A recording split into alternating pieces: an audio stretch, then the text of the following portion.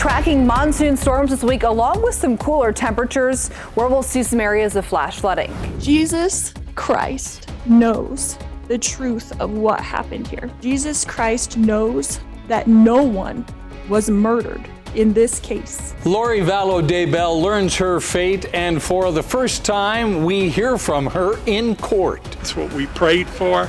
It's what we got. The bizarre claims she made today and what family says about her sentence. Frankly, there's a lot of crazy people out there. School's out, but that doesn't mean nothing is getting done. New security improvements, keeping kids safe for the new year. And the rumors spreading around a small Utah town are true.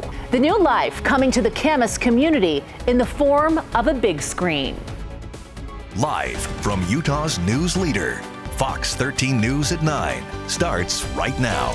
Good evening, everyone. I'm Bob Evans. And I'm Kelly Chapman. The countdown to the first day of school continues, and many districts now finishing up projects designed to create a safer, more secure school year. Fox 13 News reporter Emily Tenser shows us one district's new technology to monitor who can and who cannot enter their buildings.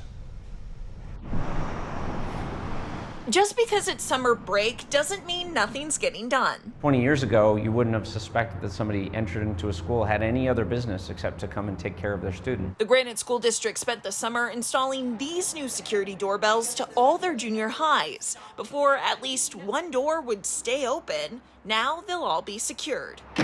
Now nobody can come in after the school day starts without coming through the doorbell system.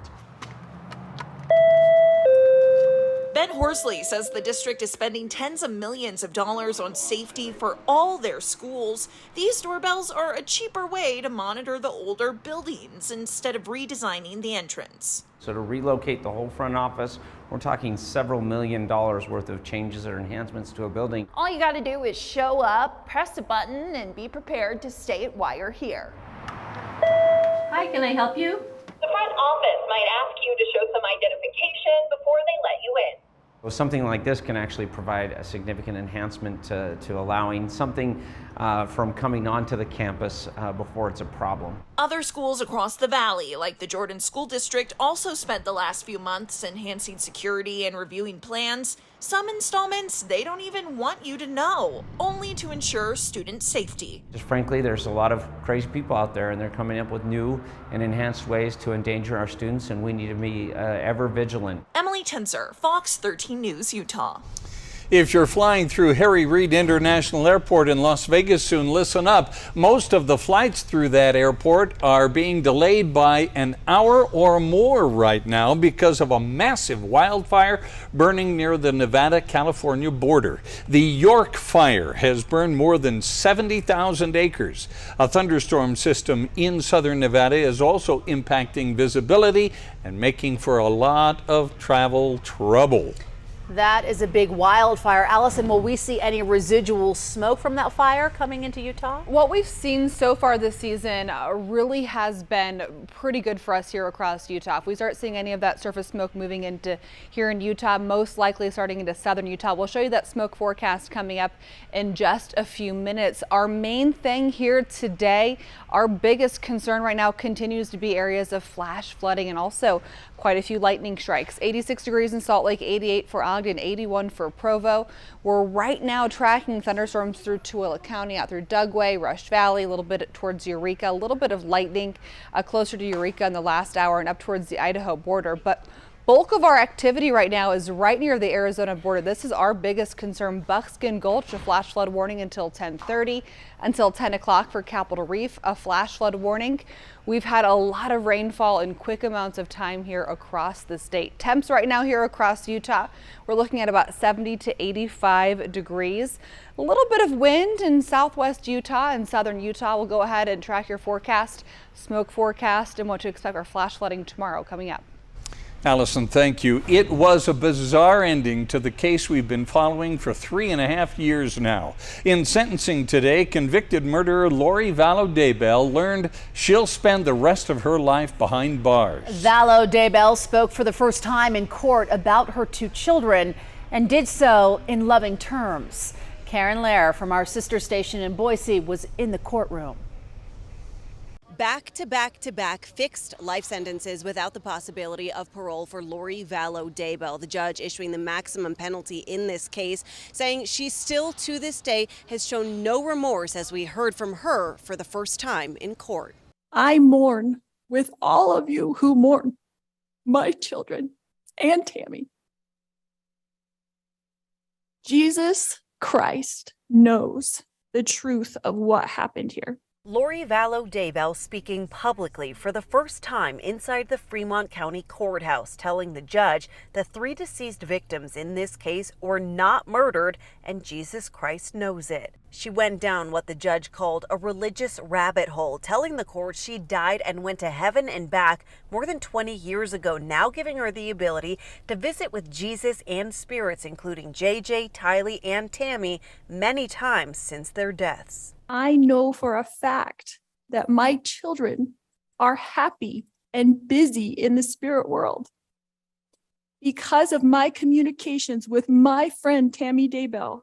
I know that she is also very happy. The judge saying Daybell committed the most unimaginable crime possible, a mother killing her own children and still showing no remorse. You haven't said you're sorry.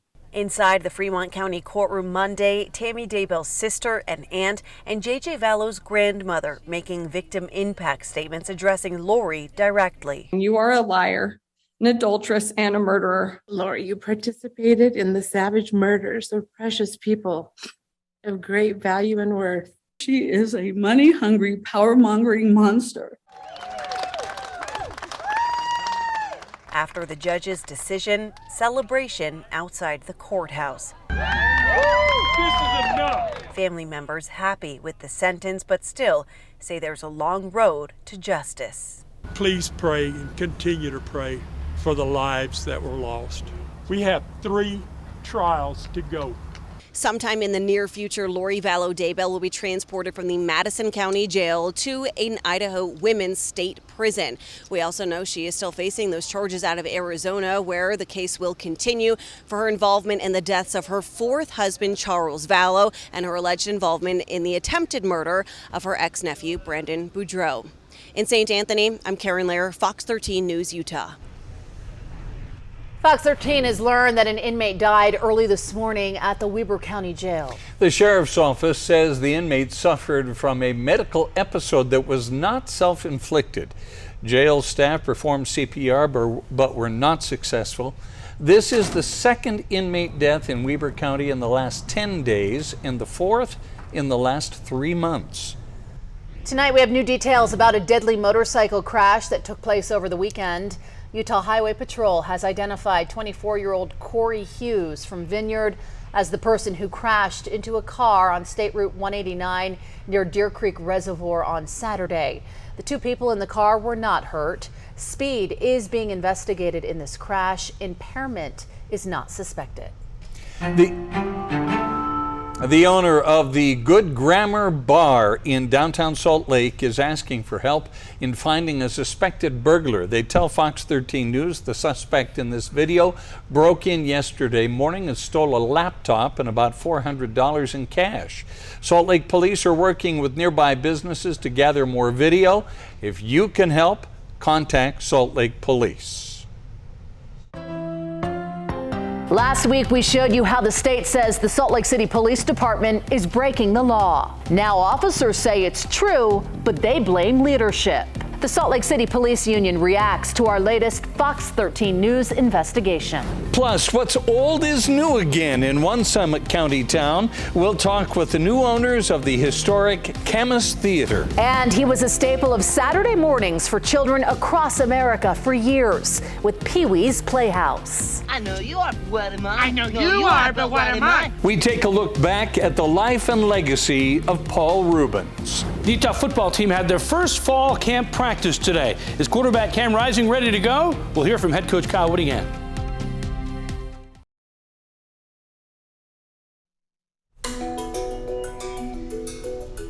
Why do you think some officers, and in some cases entire law enforcement agencies, are still resisting having to fill out this form? I don't have a good answer for that. I appreciate what law enforcement does, but we have laws for a reason. This is a department issue, not an officer issue. Last week, a Fox 13 News investigation revealed how the state says some people in the police department are breaking the law. Their actions are making it difficult for people to find their cars after being towed, costing those drivers both time and money. The Salt Lake City Police Department has the second highest number of reported complaints. Now the union representing those officers is saying it's the administration's fault for letting it happen. Fox 13 News investigative reporter Adam Herbets has tonight's update. Well, the department has declined to go on camera to address this, and the officers do not like it. They say they're the ones who get blamed when leadership fails to let them know about new laws. And with everything they've done to try to gain the public's trust, this sets them back. We still currently have policies that don't match the changes to the law. If we have officers that are trained, then we don't have these issues. It typically is the officers that deal with the brunt of this, and they're the ones that are painted as the bad guy when the real issue is with leadership. Last week, instead of an interview, we received an email from Brent Weisberg, the chief spokesperson and a spokesperson for the department. It says in part, the Salt Lake City Police Department has not received any communication from the Utah State Tax Commission indicating any issues or concerns. But we now know that is not true. We have copies of those emails, some of which were sent directly to Weisberg. The union says it does not understand why the department would try to lie about the problem. My expectations are that the department behaves correctly, right? And if we have this issue, then fix it. You have to fix the issue. I'm not convinced they're going to meet that expectation.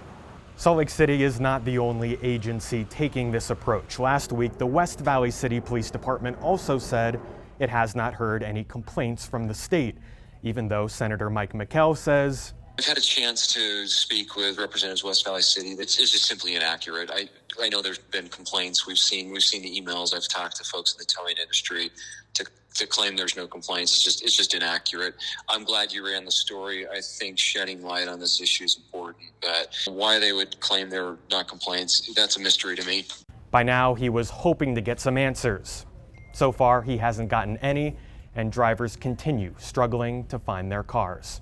Reporting in the newsroom, Adam Herbets, Fox 13 News, Utah. Watching movies in the comfort of your own home, it's really great, right? Relaxing, but there is nothing quite like the smell of movie theater popcorn. Yes. You know the smell well. Oh, yes. And the excitement of Yes. watching a new flick on a big screen. Streaming has put many local theaters out of business, but Fox 13 News reporter Jenna Breeze shows us how one couple is bringing the big screen back to the Camas community. Movies have been a part of my life in one way or another, and so I would want to give that back again to Camas. Blanca Partida grew up going to the movies every Saturday. I remember how the kids light up when they knew they were going to the theater and they were going to have popcorn and they were going to watch a movie. The historic Camas Theater, originally opened in the early 1900s as an opera house, has been closed for almost 10 years. When Blanca's husband saw it was for lease, he thought he would turn it into a workshop for his handyman business. I walked in and I'm like, why don't we just open it as a theater again? The couple decided to restore the old theater, bringing movies and special events back to Camas. There's not a whole lot to do up here unless you're a camper, fisher, which a lot of people are, but if you're not, there's really not too much to do. Beerbauer says there's still a lot to do to get it up and running. We're gonna fix the ceiling and do a little bit of painting around, redo a little bit of the refreshment area. We're searching out for a projector. That's our main piece of equipment we need to start showing movies. Since word got out, he says people won't stop talking about how excited they are to see the theater come back. They've walked in on Saturdays when we've been doing work and had to tell about, oh, I used to, hang out in this corner making out with so-and-so, and they want to come back and see movies here again. But hopefully by the fall, residents in Camas won't have to drive all the way to Park City or Heber just to see a movie. It's not always feasible during the winter because we do get some pretty bad storms. So If you can drive less than 5 minutes away from your home, but you could still give your kids a night out, I think that's what we need up here. In Camas, Jenna Bree, Fox 13 News, Utah. I agree. Yeah, Bringing the big screen back. We are, how many days until Friday? Until the next big movie release, right? We got a couple more to get through, and it's an active week with weather, Allison. Yes, so monsoon storms, and then you had a great question a few minutes ago about what kind of smoke we could potentially see with that big wildfire that is raging on the California and Nevada border.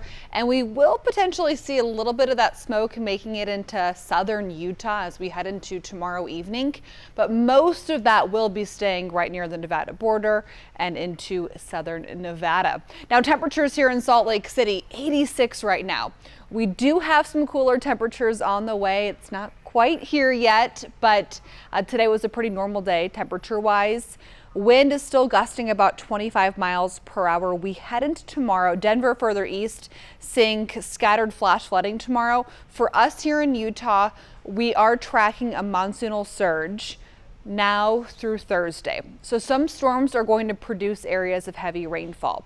Our biggest threat for tomorrow will be Point of the Mountain all the way down into St. George, and this includes much of central and northeastern Utah. So up into the Uintas and the Uinta Basin, isolated areas of flash flooding possible into tomorrow. Temps right now here across the state, 70s and 80s. We head into tomorrow and things are going to also be hot. We'll have scattered storms tomorrow. Slight chance for some rain when you wake up, but our monsoonal storms will last through Thursday, and then we will likely have some drier conditions this weekend, along with some cooler temperatures arriving midweek. So for your morning drive tomorrow, mostly cloudy, might see some areas of rain early in the day.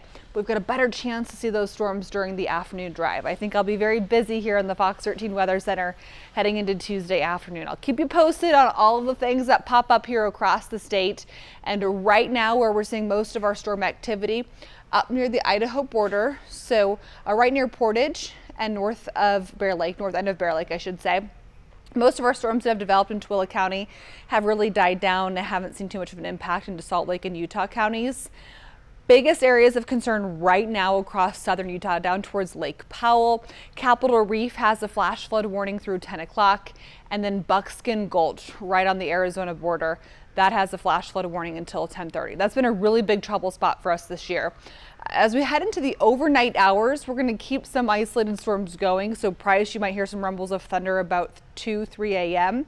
We'll keep some of those going into tomorrow morning. A few areas of showers possible scattered along the Wasatch Front and Wasatch Mountains, but better chances for storms to develop throughout the day tomorrow. So for St. George, your temperatures tomorrow mid-90s, low 90s on Wednesday, and then you'll have a hot weekend, sunshine, low 100s. And here along the Wasatch Front, we do have some cooler weather on the way. So we're tracking storm chances Tuesday, Wednesday, and Thursday. And then 80s this weekend, close to 90, let's call it, heading into the weekend. We'll talk a little more about our storm chances over the next couple of days coming up in a few minutes. In national news tonight, concern growing with each passing hour after an American mother and her child were kidnapped in Haiti. Alex Dorsenville from New Hampshire and her child were kidnapped last Thursday from the campus of the faith-based ministry where she serves as a nurse. That is according to that organization's website. At this hour, there is still no word on where they are, who has them, or any ransom demands. We have very deep concern for the situation there, particularly with regard to violence and the activities of the gangs. The State Department confirms they are working with government partners and Haitian authorities to find Alex and her child and bring them back safely. A judge in Georgia has rejected a request from former President Trump that would have derailed a criminal investigation. It involves Trump's attempts to overturn the 2020 election results within the state. Mr. Trump wanted the judge to throw out evidence that was collected by a special grand jury and disqualify the prosecutor overseeing the investigation. The judge said the former president did not have the legal standing to make challenges like that. The investigation is expected to lead to an indictment. President Biden has announced the U.S. Space Command headquarters will remain in Colorado. It's the outcome of a years-long debate to move the headquarters to Alabama, which was suggested by the Trump administration. President Biden and the space commander say moving the headquarters now would set back military readiness. Quality of life for service members also played a role in the decision. U.S. officials say Colorado can offer better housing in schools for families. Actor Angus Cloud has died at the age of 25. According to a statement from his family, he was best known for his role as Fez Cope in the popular HBO show Euphoria. Cloud's father died last week, and his family says he intensely struggled with the loss. His cause of death has not yet been announced. More sad news from Hollywood. Paul Reubens, the actor best known for playing Pee Wee Herman, has died. A statement on his official Instagram account says Reubens died of cancer, which he privately battled for years. Reubens first developed the Pee Wee Herman character in the 1970s. He then got a movie deal in 1985 with Tim Burton as the director, and later a Netflix film in 2016. Paul Reubens was 70 years old. A judge rules in the lawsuit over the Republican primary special election. I'll tell you what happened. The president is apparently coming to town, at least to Utah, and one local historian says that's a pretty big deal. We'll tell you why coming up.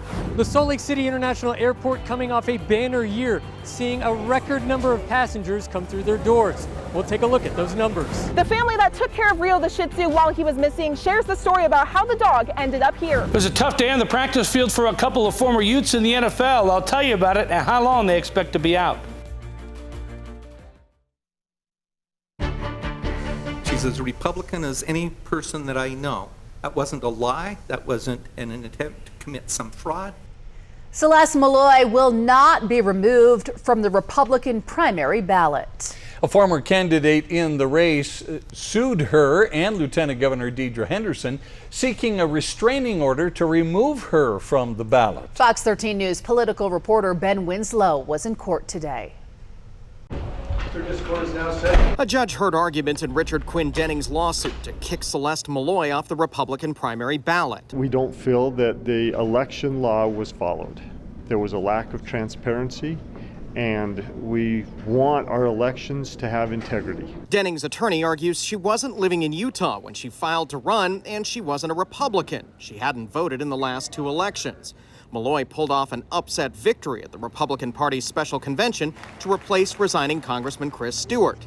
Denning lost his run in the first round. You're claiming the error here was the party's error. No, the error was the candidate's error and the Lieutenant Governor's error. Lieutenant Governor Deidre Henderson's office determined Malloy did meet qualifications to be a candidate. While Malloy was listed as an inactive voter, she hadn't been purged from the rolls, and she did renew her driver's license with an address in Cedar City. Substantively, there's no there with this case. Procedurally, we're way too late, we're in the wrong court, and the election is already underway. The Utah Attorney General's office says ballots have already been printed for service members and voters who live overseas. There is absolutely no basis in law or fact that would support removal of Ms. Malloy's name from the ballot. The judge agreed and refused to grant the restraining order to remove Malloy from the ballot. Ballots have been made, and weighing that against the harm claimed here by petitioner, the balance tips strongly in favor of both the Lieutenant Governor's office as well as candidate Malloy. I think the public interest favors respecting the party convention's choice. I think public interest favors not upsetting an ongoing election process. Malloy herself was not in court. Her lawyer says she's out campaigning. Now, Denning would not say if he plans to appeal the judge's decision to a higher court or even pursue his lawsuit any further. No comment on that right now. We're going to just look at everything. This whole lawsuit was about compliance with the law and the code, and the judge made his decision, and we respect that. Ben Winslow, Fox 13 News, Utah.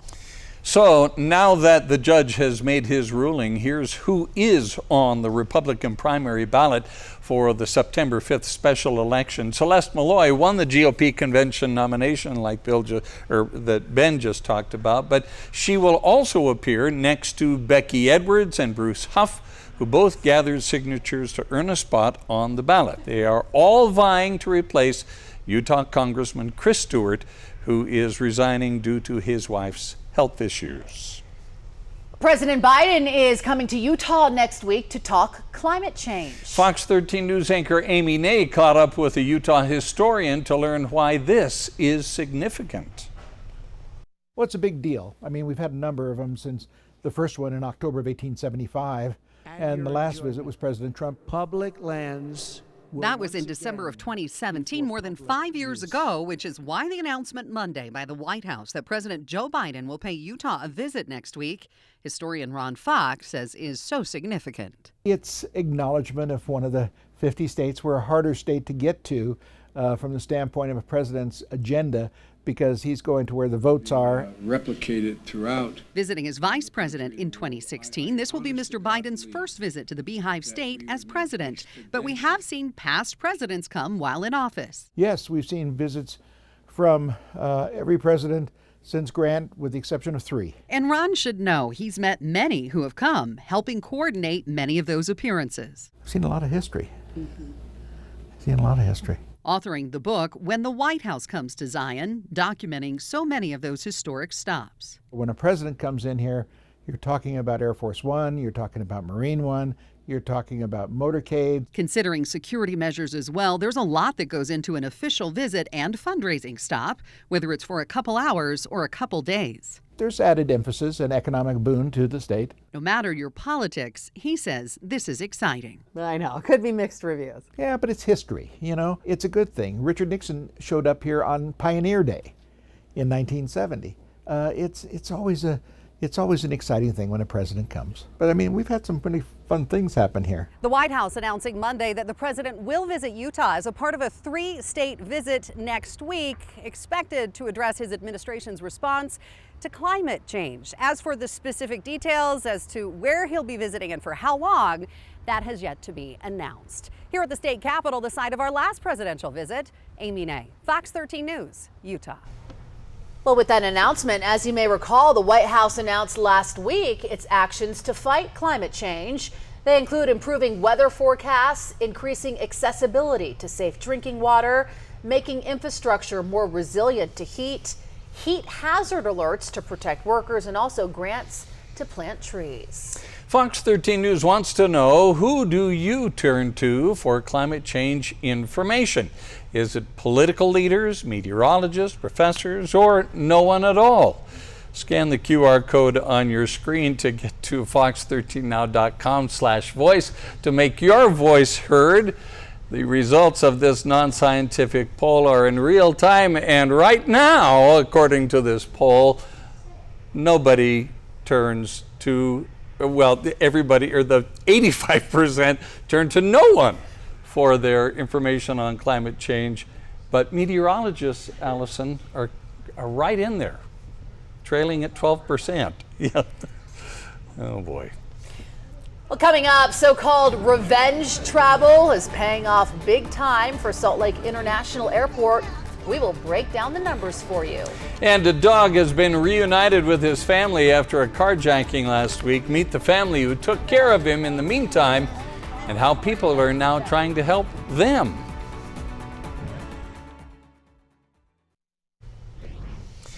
A post-pandemic rebound is coming faster than anticipated at the Salt Lake City International Airport. As Fox 13 News reporter Chris Arnold shows us, the airport is breaking records during a busy summer season. Came out to Salt Lake to see the UFC 291 at the Delta Center. A busy weekend for Jose Alvera during his first ever trip to Salt Lake City. We went to the Salt Flats, the museum, explored the college campus a bit, or the university. Monday afternoon, Olvera was heading home to Los Angeles, just one of the many travelers the airport has seen over the past year. We saw 26.4 million passengers come through the front door. More passengers than we saw in 2019. Nancy Vollmer, a spokesperson with the Salt Lake City Department of Airports, says that number is over their fiscal year from July of last year through last month. We saw a 22% increase in international visitors during that same 12-month period, which is really astounding. Vollmer says early on in the COVID-19 pandemic, they were thinking it may take 5 years or more to rebound. The numbers the airport released on Monday show that happened much quicker than anticipated. Because not only are these passengers that are flying out of Salt Lake City, also we're seeing these passengers fly into Salt Lake and to Utah, so it's great for our tourist economy. A record-breaking passenger counts being put to good use. Before the remodel of the airport, Vollmer says it could accommodate 10 million passengers. Once it's finished, that number will jump up to 34 million. Just as many people arriving and even more passengers are connecting. Yesterday, we had over 31,000 people come through the front door. As for Olvera, he plans to come back through Salt Lake in the future. We weren't able to see a lot of Utah. We weren't able to see the arches. There's things that in our bucket list we can still check off. Well, Vollmer tells me they expect more than 28 million passengers to come through the doors of the airport by the end of this year. At the Salt Lake City International Airport, Chris Arnold, Fox 13 News, Utah. Well, here in Salt Lake City at the airport today, we hit 97 degrees. 95 is normal high for this time of year. Eventually, some cooler temperatures are coming this week. More on that, plus our monsoon concerns in the forecast. Well, the date of Real Salt Lake's next match in the Leagues Cup has changed. I'll tell you the new day and time coming up in sports. And the fall camp has started for the Utah football team. What are the limitations on Cam Rising as he returns from a torn ACL? Head coach Kyle Whittingham will tell us.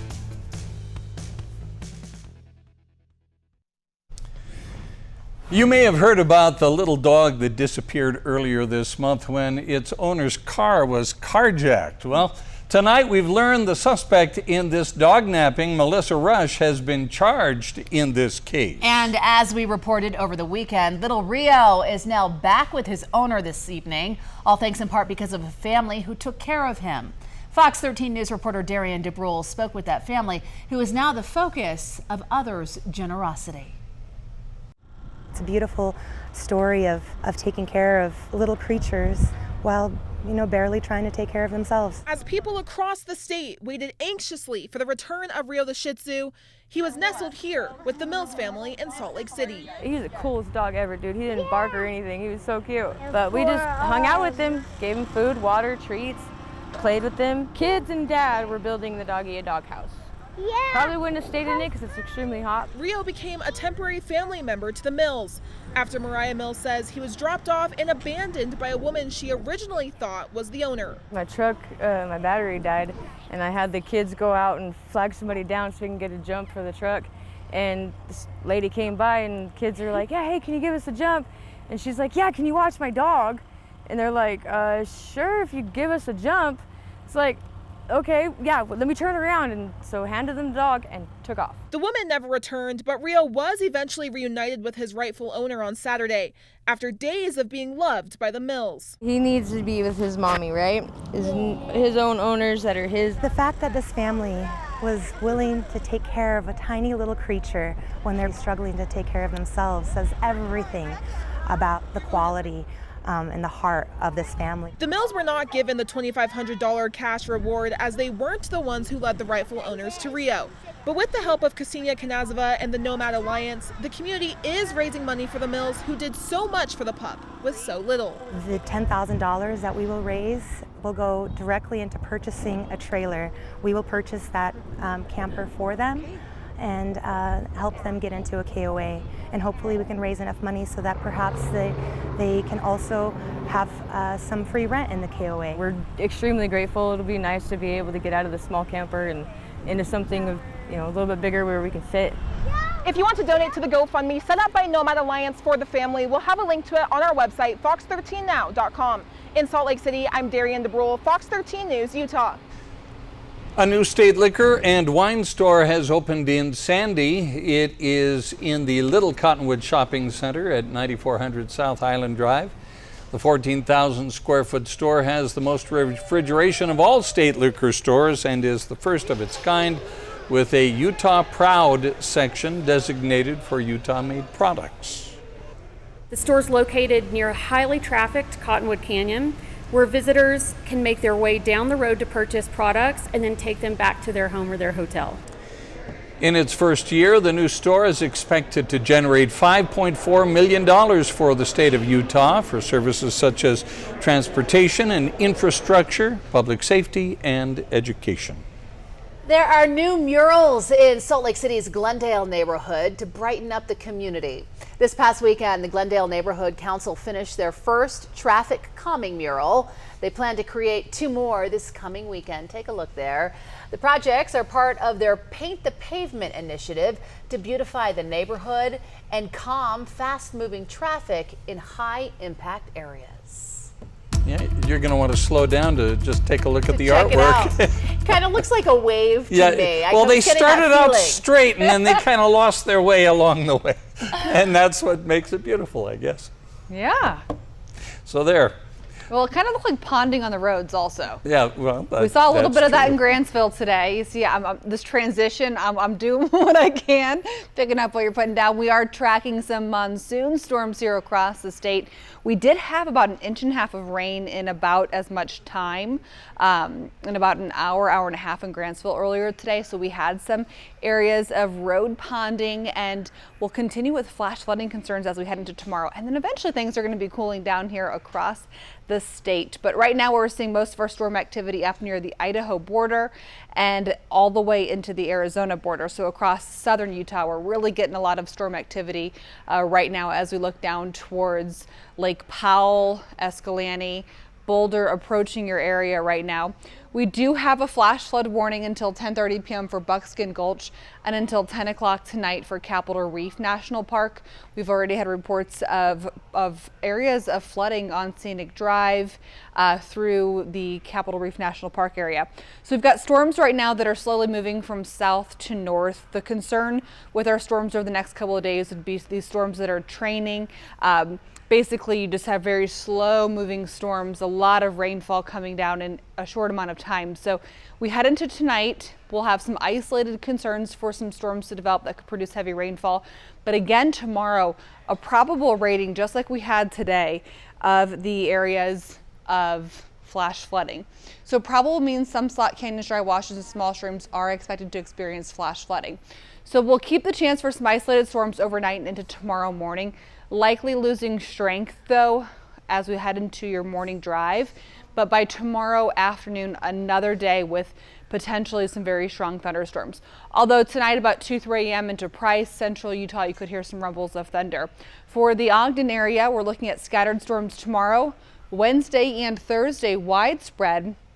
Much less of a chance heading into this upcoming weekend. So we could end up with that potential for storms, again creating some problems for Tuesday and Wednesday for the Provo area. By Thursday, widely scattered, likely drier heading into this weekend. And for St. George, widely scattered storms for tomorrow and Wednesday. St. George tomorrow, 94, 92 on Wednesday. That's your cool down. You are back triple digits Friday through this weekend. For the Wasatch Front, we're eventually going to be cooling down come Wednesday into the upper 80s for the rest of your 7-day forecast. But for tomorrow, 94 degrees, scattered storms. We'll keep that chance for storms through Thursday, and then we'll have some warm but more comfortable conditions heading into this weekend, close to 90. The Utah football team had their first practice of fall camp today as they get ready for the season opener on Thursday, August 31st against the Florida Gators at Rice-Eccles Stadium. The number one question for the Utes is, will quarterback Cam Rising be ready to play in that game after he tore his ACL in the Rose Bowl against Penn State? Rising has led the Utes to 2 straight Pac-12 championships, threw for over 3,000 yards last season with 26 touchdowns. Also ran for over 450 yards and 6 touchdowns. Kyle Whittingham said at Pac-12 Media Day that Cam's availability for the season opener is going to come down to the wire. Here's what Coach Wood had to say after today's first practice. He's practicing, but he'll have limitations, and that'll pretty much be the report for at least a couple weeks. Hopefully some of those limitations start to get lifted as we get deeper into camp. Today was a good start. We just got to be intelligent about it, which we've got a great medical staff. I'm sure they'll do exactly what's right for him. Right now we don't want him reacting to defenders. Just going through his mechanics, his footwork. He can throw. He can do all the throwing he needs to do. But we just got to make sure that we stay away at this point from sudden movements and change of direction. Outside of quarterback, maybe what is your biggest focus going into Outside of quarterback, the biggest focus would be quarterback, and then quarterback again. So I can't think of anything that's even close to that right now, as far as making sure if in the event can't go, we got the right guy that is going to start the game. So that supersedes everything. News from the NFL, former Utah running back Zach Moss suffered a broken arm at today's practice with the Indianapolis Colts. With the absence of starter Jonathan Taylor, who's unhappy with his contract, Moss is expected to have a bigger role with the Colts this season. He was working with the first team when he suffered the injury. He's expected to be out 6 weeks. More bad news for former Utes in the NFL. Wide receiver Tim Patrick is believed to have torn his Achilles in his left leg. He was carted off the field at Denver Broncos practice today. Head coach Sean Payton said he's being evaluated for an Achilles tendon injury. If it's torn, he'll miss the second straight season after missing last season with a torn ACL. Real Salt Lake's League Cup match against Club Leon has been moved from Friday to Thursday night at 8:30 at America First Field. RSL finished second in their group, matching them up with the reigning CONCACAF Champions League champion in the round of 32 in the inaugural Leagues Cup, which has all the teams from Major League Soccer and Mexico's Liga MX. So that'll be Thursday night at the Riot as they try to progress in that tournament. At the Riot? Yeah. All right. Old habits die hard, don't they? America First Field, I'm not quite sure what America First Field. Yeah. Doesn't have the same ring, but it's the same place. A lot of good soccer going on. Yeah. And I like the preps for college football. Oh, yeah. Up and I coming. can't wait to that Florida game with the Utes. Whittingham knows how important it is to have his star quarterback out there. Yep. It's the most important thing, for sure. Yes. Yeah. Thank you, Thanks, Jeff. Jeff. Time will tell. Yeah. Hey, don't forget, Team USA is preparing to face off against Portugal in just a few hours at the Women's World Cup. They need to either draw or win against Portugal to still have a shot at their third consecutive title. Wow. The game will be broadcast at 1 a.m. Mountain Time right here on Fox 13. So I'm staying up. 3 hours? I'm staying up. hey, you know what? I What? think it'll be worth staying up, Yeah. Bob. Okay, then. Girls are playing really Okay, well. I will I'll if you text will. during the game. 1 o'clock right here. We'll be right back. Thanks, everyone, for watching tonight. QuickCast is up next.